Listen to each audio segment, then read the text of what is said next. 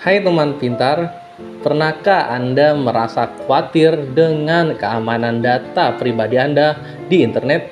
Baru-baru ini kita dikejutkan dengan berita peretasan Pusat Data Nasional atau PDN oleh hacker yang meminta tebusan 131 miliar. Kasus ini menambah daftar panjang pelanggaran data di Indonesia yang menempatkan negara kita sebagai salah satu negara dengan kasus kebocoran data terbanyak di Indonesia. Data yang bocor dapat digunakan untuk berbagai macam kejahatan seperti penipuan, pencurian identitas, dan cyberbullying. Hal ini tentu saja dapat membawa dampak serius bagi individu dan negara. Oleh karena itu, penting bagi kita semua untuk meningkatkan kesadaran tentang keamanan data. Kita perlu lebih berhati-hati dalam menjaga data pribadi dan menggunakan internet dengan bijak. Mari kita bahas lebih dalam.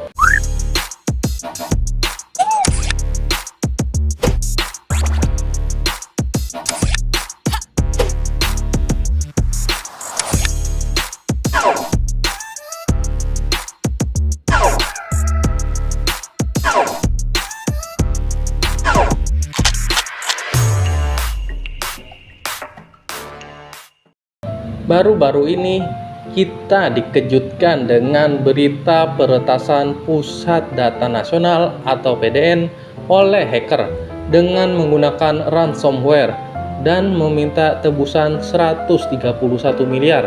Kasus ini menambah daftar panjang pelanggaran data di Indonesia yang menempatkan negara kita sebagai salah satu negara dengan kasus kebocoran data terbanyak di Indonesia. Menurut data dari Badan Cyber dan Sandi Negara, pada tahun 2023 terdapat 403 juta serangan cyber yang terjadi di Indonesia. Dari jumlah tersebut, 26 juta diantaranya merupakan serangan terhadap data pribadi. Kebocoran data bukan hanya masalah privasi, tetapi juga bisa membawa dampak serius bagi individu dan negara. Data bocor yang dapat digunakan untuk berbagai macam kejahatan, yaitu yang pertama, penipuan. Data pribadi seperti nomor telepon, alamat, dan informasi keuangan dapat digunakan untuk melakukan penipuan dan pencurian identitas. Yang kedua, cyberbullying. Data pribadi seperti foto dan media sosial dapat digunakan untuk melakukan cyberbullying dan pelecehan online. Yang ketiga, pemerasan. Data pribadi dapat digunakan untuk memeras korban dengan ancaman akan menyebarkan data tersebut. Yang keempat, kejahatan lainnya. Data pribadi juga dapat digunakan untuk melakukan berbagai macam kejahatan lainnya, seperti perdagangan manusia dan pencucian uang. Indonesia bukan hanya sekali ini saja menjadi target hacker atau pembobolan data. Berikut beberapa contoh kasus kebocoran data terbesar di Indonesia. Yang pertama, kebocoran data Tokopedia. Pada tahun 2021, data 90 juta pengguna Tokopedia bocor dijual di forum online. Yang kedua, kebocoran data BUMN. Pada tahun 2022, data 204 juta penduduk Indonesia bocor dari Komisi Pemilihan Umum atau KPU. Yang ketiga, kebocoran data Gojek. Pada tahun 2022, data 12 juta pengguna Gojek bocor dan dijual di forum online. Yang keempat, kebocoran data BRI Live. Pada tahun 2023, data 5 juta nasabah BRI bocor dan dijual di forum online. Ransomware adalah jenis malware yang dirancang untuk mengenkrip data korban dan kemudian meminta tebusan untuk membukanya. Para hacker yang menggunakan ransomware biasanya menargetkan organisasi atau individu yang memiliki data penting dan berharga. Ransomware dapat disebarkan melalui berbagai cara, seperti yang pertama, email phishing. Para hacker mengirim email yang tampaknya berasal dari sumber terpercaya, seperti bank atau lembaga pemerintah, kepada korban. Email tersebut biasanya berisi lampiran atau tautan yang terkontaminasi ransomware. Yang kedua, situs web berbahaya. Korban diarahkan ke situs web yang berbahaya yang telah disusupi ransomware. Ketika korban membuka situs web tersebut, maka malware akan secara otomatis terunduh ke perangkat mereka. Yang kedua, situs berbahaya. Korban diarahkan ke situs web yang berbahaya yang telah disusupi ransomware. Ketika korban membuka situs web tersebut, ransomware akan secara otomatis terunduh ke perangkat mereka. Yang ketiga, perangkat lunak bajakan. Korban mengunduh perangkat lunak bajakan dari internet yang ternyata telah terkontaminasi ransomware. Setelah ransomware berhasil terpasang di perangkat korban, ransomware akan menenskrip semua data yang ada di perangkat tersebut.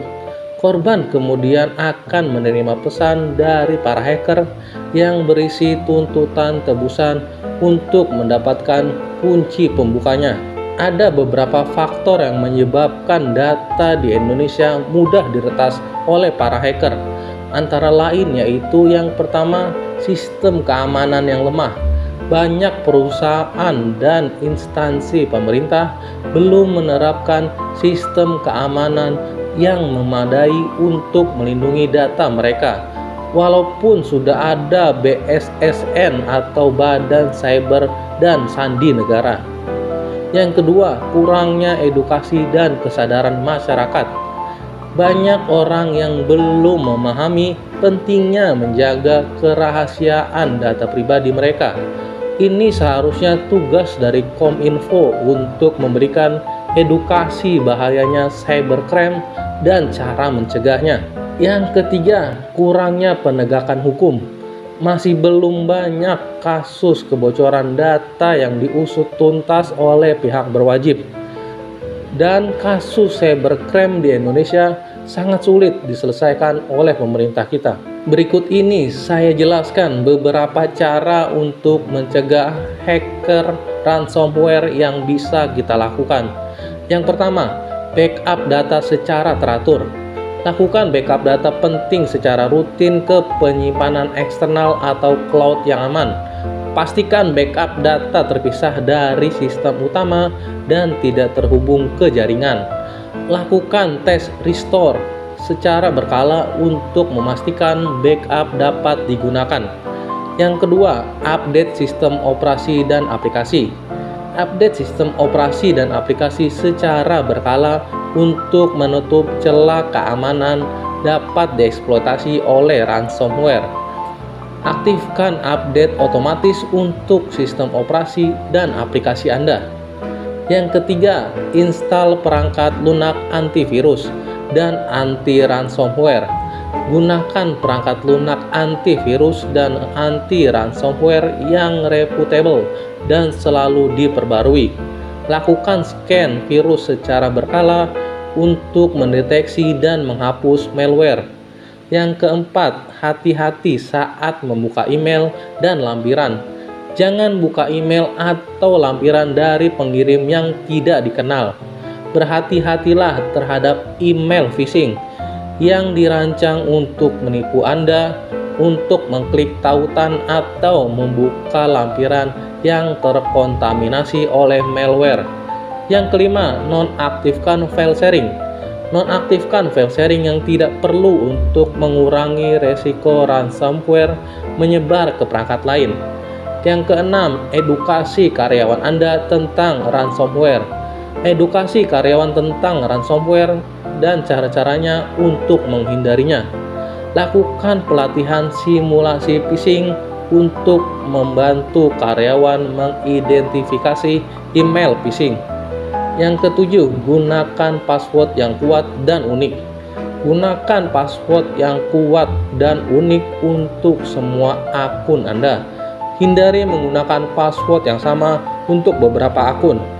Gunakan password manager untuk membantu Anda mengelola password Anda. Yang kedelapan, hindari pengunduhan perangkat lunak dari sumber yang tidak dipercaya. Hanya unduh perangkat lunak dari situs web resmi pengembang. Hindari pengunduhan perangkat lunak dari situs web pihak ketiga atau peer-to-peer. Yang kesembilan, gunakan jaringan WiFi yang aman.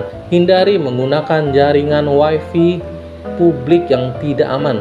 Gunakan VPN saat menggunakan jaringan WiFi publik. Yang ke-10, laporkan serangan ransomware jika Anda menjadi korban serangan ransomware. Laporkan ke pihak berwenang. Jangan membayar tebusan kepada pelaku ransomware. Dengan mengikuti tips-tips di atas, Anda dapat membantu melindungi diri Anda dari serangan ransomware.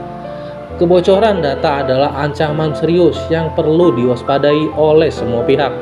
Kebocoran data PDN adalah sebuah tragedi yang harus menjadi pelajaran penting bagi pemerintah dan kita semua. Kita perlu meningkatkan kewaspadaan dan mengambil langkah-langkah pencegahan untuk melindungi data pribadi kita dari bahaya ransomware dan malware lainnya. Dan terima kasih sudah menonton.